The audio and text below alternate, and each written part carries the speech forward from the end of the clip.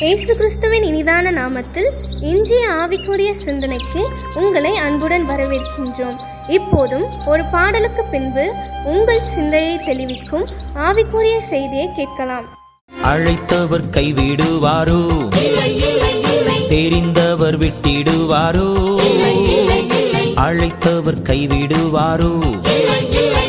தெரிந்தவர் விட்டிடுவாரோ?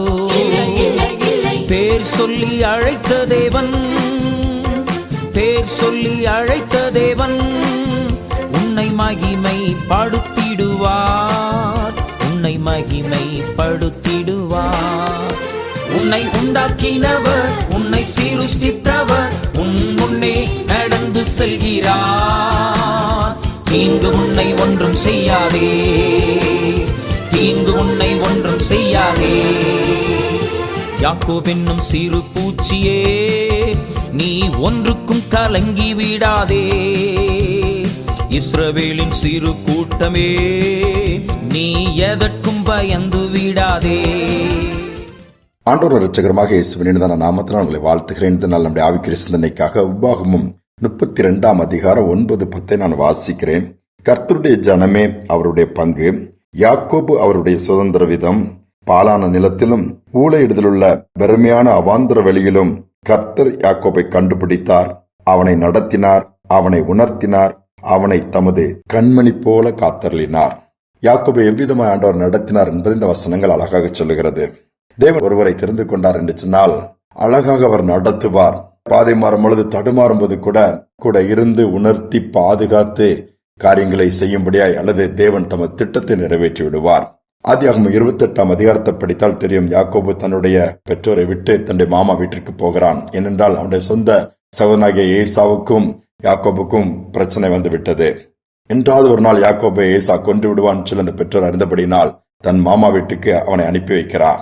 போகிற வழியிலே ராத்தங்கும் பொழுது கூட அங்க அந்த காடான ஒரு பகுதி, நிச்சயமற்ற ஒரு சூழ்நிலை, அடுத்து என்ன செய்வதென்று தெரியவில்லை, எதிர்காலத்தை குறித்து கேள்விக்குறி, பல குழப்பங்கள் கூட சொப்பனம் மூலமா ஆண்டவர் பேசுகிறார்.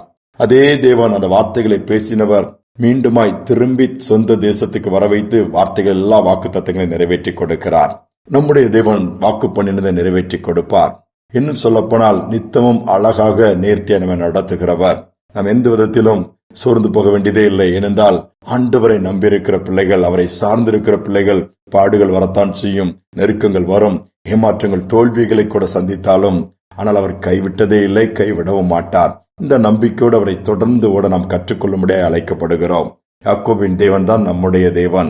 யாக்கோபு வெறுங்கையாய் போனேன்னு சொல்லுகிறான். அவன் கையில ஒண்ணுமே கிடையாது. கோலும் தடியும் போகும்போது ஆசீர்வாதங்கள். அது மட்டுமல்ல, ஆண்டவரோடு கூட மீண்டுமாய் நெருங்கி இருக்கத்தக்கதாய் அதே சகோதரன் ஒப்புரவாகி சந்தோஷமாய் அவன் சுதந்திர வேதத்தை அவன் அனுபவிக்கக்கூடிய பாக்கியத்தை கொடுத்தார் என்றுதான் வேதம் சொல்லுகிறது.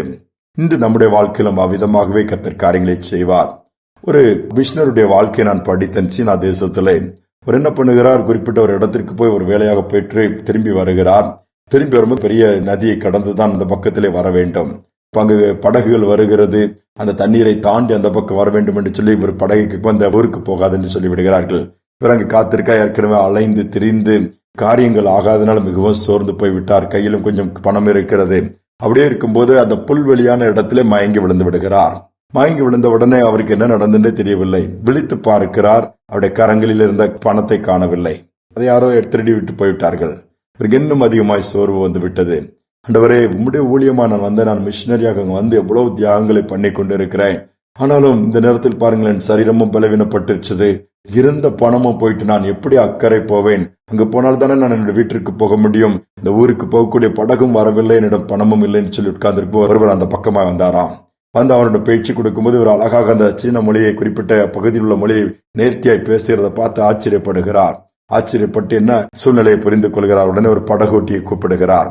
படகோட்டியை கூப்பிட்டு, எப்பா, இந்த மனுஷனை அந்த பக்கம் சொல்ற ஊர்ல கொண்டு விட்டுரு அப்படின்னு சொல்றாரு. சொல்லிட்டு என்ன சொல்றாரு, நீ போய் விட்டு விடு, இவர் கையில இப்போ பணம் கிடையாது, அவர் அந்த கரைக்கு போய் வீட்டுக்கு போய் நீ விட்ட உடனே அவர் பணம் கொடுத்து விடுவார், நீ வாங்கி திரும்பி வந்து விடு. ஒருவேளை அவர் பணம் இல்லை, கொடுக்க ஒன்றுமில்லை என்றாலும் நீ அவரை வற்புறுத்தாதே, நீங்க வந்தவுடன் என்னிடம் வாங்கிக் கொள்ள அனுப்பி வைத்தாராம். அவ்வளவு அழகா நேர்த்தி அக்கறைப்பட்டார் என்று சொல்லி அது எழுதியிருக்கிறார். யோசித்து பாருங்கள், எவ்வளவு ஒன்றுமே கையில் பணம் கிடையாது, எப்படி அக்கறைக்கு போவது? யாரு கொண்டு போவா, யாரிடம் போய் பணம் கேட்பது, எல்லாம் புதிதான ஒரு இடம்.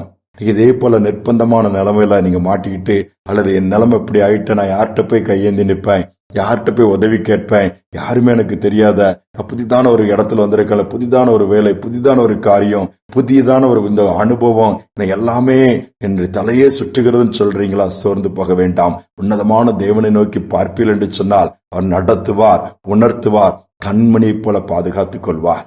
நம்பிக்கையோடு அவரை நோக்கி பார்ப்போமா? அன்பின் பரலோக தகப்பனே, இந்த புதிய நாளை கொடுத்திருக்கீங்க. காலை நேரத்தில் உம்மை நோக்கி நாங்கள் பார்க்கிறோம் அப்பா. அநேக நேரத்திலே நாங்கள் வழி தவறுகிறோம், சில நேரத்திலே வழி தெரியாமல் திகைக்கிறோம், சில நேரத்திலே கைகள் எங்களுக்கு இருந்த ஆசீர்வாதத்தை இழந்து துடிக்கிறோம். என்ன செய்வதென்று தெரியாமல், என்ன பண்ணுவதென்று புரியாமல் அநேக நேரம் நாங்கள் அங்கலாய்க்கிறோம். வழியே தெரியவில்லையே, எங்களுக்கு உதவி செய்ய யாராவது இருப்பார்களான்னு சொல்லி அப்படிப்பட்ட சூழ்நிலையிலே நீர் உம்முடைய பிள்ளைகளை கைவிடுகிறதில்லை என்பதை இன்னைக்கு நாங்கள் தியானித்தோம் அப்பா. யாக்கோபின் தேவன் எங்களுடைய தேவனா இருக்கிறேன். இப்பொழுது கட்டான சூழ்நிலை இருக்கிற பிள்ளைகளை இந்த நாளிலே நினைவு கூறுவீராக. தேவையோடு இருக்கிற பிள்ளைகள் இருப்பார்கள், என்ன செய்வதென்று சொல்லி தெரியாமல் குழப்பத்தோடு இருக்கிற பிள்ளைகள் இருப்பார்கள். நேர் வழியிலே நடத்துகிற தேவன் ஒரு அற்புதத்தை இந்த நாளிலே செய்யும்படியா நாங்கள் ஜெபிக்கிறோம் அப்பா. செய்வதற்காய் ஸ்தோத்திரம். அன்று நம்முடைய பிள்ளைகளை நீர் அற்புதமாய் வழி நடத்தும் நம்முடைய வார்த்தையின் மூலமாக நாங்கள் அறிந்து கொள்கிறோம். இன்றும் நீர் வழி நடத்த வல்லவராய் இருப்பதற்காய் ஸ்தோத்திரம். தொடர்ந்து நடத்துங்க. இந்த நாள் முழுவதும் பிரசனம் இருக்கட்டும், நடத்தல் இருக்கட்டும், கிருபை இருக்கட்டும், பாதுகாப்பு இருக்கட்டும். கையிட்டு செய்கிற ஒவ்வொரு காரியங்களும் வாய்க்கட்டும், சமூகம் முன்சொல்லட்டும். தாழ்த்தி ஒப்புக் கொடுக்கிறேன். துதிகனமையுமே ஏற்றுக்கொள்ளும் இயேசுவின் நாமத்தில் பிதாவே, ஆமென், ஆமென். காரிருள் போன்ற கஷ்டங்கள் கூட நமக்கு வரலாம். ஆனா அந்த பாரினில் நம்முடைய பாதைக்கு வெளிச்சமாய் அவர் நடத்துவார். ஏன் தெரியுமா? அவர் நம்மேல் கிருபை வைத்திருக்கிறார், அழைத்திருக்கிறாரு. தொடர்ந்து அழைத்த தேவன் உண்மையுள்ளவராக இருக்கிறார். இந்த சிந்தனையோடு இந்த நாளை தொடருவோம். மீண்டுமாய் நாளை தினம் சந்திப்போம். காரிருள் போன்ற கஷ்டங்கள் வந்தும் பாரினில் அவர் என் பாதையில் ஒளியாய் என்னை நடத்தினார். அவர் நல்லவர், அவர் கிருபை என்றும் உள்ளதே, தேவ கிருபை என்றும் உள்ளதே, அவர் கிருபை என்றும் உள்ளதே. அவரை போற்றி துதித்து பாடி அல்லேலூயா என்றார் பரிந்து